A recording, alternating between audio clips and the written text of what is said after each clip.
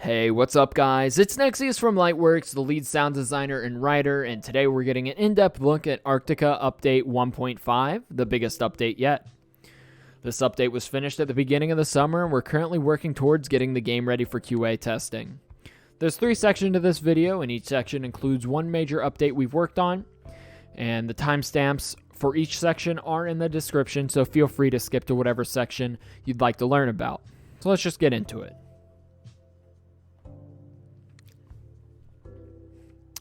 Section 1 covers all of the frameworks that have been added to the game. This includes outposts, reputation, spawn options, load limits, and a new interaction system.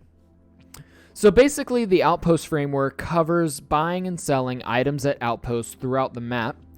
Outpost framework also covers accepting missions, contracts from the outposts. Reputation is probably one of the biggest additions to this update.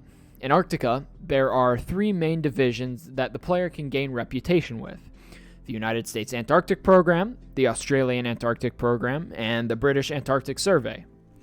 Each of these divisions will have their own line of missions, and these missions are considered big missions and will unravel in a universe story.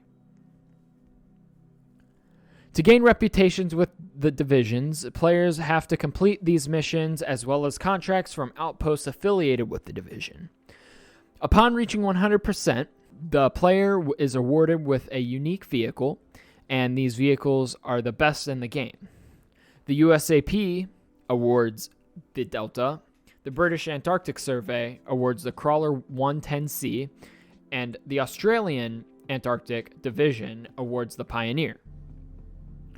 One smaller change that we made as part of this update is a new interact system. Internally, it's still based on the old framework, but updated to use Roblox's new proximity prompt program. The new system should be more user-friendly and will allow us to integrate mobile users more smoothly. D1.5 also brings spawn options to the game. As of right now, spawn options include being able to pick where you spawn from a list of major outposts across the map.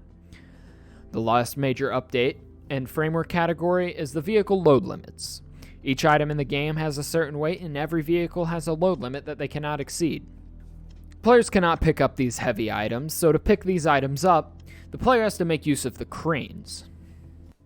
Section 2 is all about map and weather. We've made quite a few changes since the last video, and we've implemented a dynamic weather system. As for the map, we've added 4 major locations: Summit Noir Station, Gosha Pass, Gosha Ice Shelf, and Gosha Rift. Summit Noir Station is a new location that players can spawn at, and to spawn here, you need to reach a certain amount of reputation with the Australian Antarctic Division. Located here is a vehicle spawn and a place to refill jerry cans, as well as an NPC to chat with. Gosha Pass, Ice Shelf, and Rift all encompass a large section of the map. This area is a flat tundra with no landmarks. It can be quite forgiving out there, especially if you run out of fuel. And speaking of unforgiving, we've also added a dynamic weather system. This weather, and as of now, includes clear, mild fog, hazy, heavy fog, whiteout, and even aurora australis. Each of these weather events manipulates the fog density and ambient temperatures, so weather will definitely be something to look out for. The aurora australis event is one of the only weather effects that don't affect temperature or fog. It will be rare to witness an aurora australis, but it is quite a spectacle. And the last major section of this update is the new vehicle. The vehicle is called the Crawler 110, and it's the first tracked vehicle in the game so far. It's also the biggest purchasable vehicle in the game, by both cargo and physical size. The Crawler's tracks are the coolest feature. The tracks deform and move dynamically with the terrain under the vehicle, just like tracks would in real life. Aside from the looks, the Crawler features a 3x4 cargo grid, making it capable of fitting large boxes and IBC tanks simultaneously.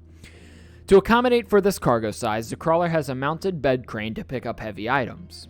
This crane can be controlled by the player to pick up any item and place it in the cargo space. That's going to be it for this video, guys, and if you have any questions, feel free to leave them in the comments below. Make sure to hit that like and subscribe button, and if you're interested, we do have a Discord, which you can find in the description. Once again, thank you all guys, and have a good day.